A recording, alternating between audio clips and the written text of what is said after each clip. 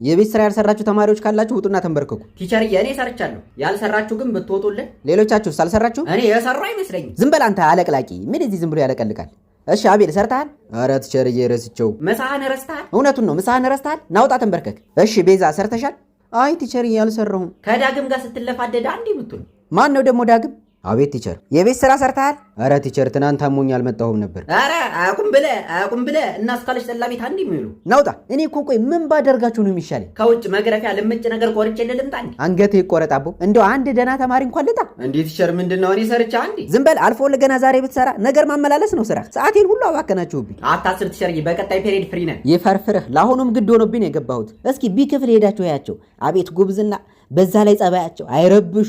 የረባሽ ትምጽፍ ያለው ልስተ አጥናው ለፈተና ይመጣል። አጁዚያም ነግሬያችኋለሁ። ሁላችሁም ነገ ወላጅ ይዛችሁ እንድትመጡ። ትክክለኛው ስታይ አንተ ለቅላቂ አንተም ይዘህ እንድትመጣ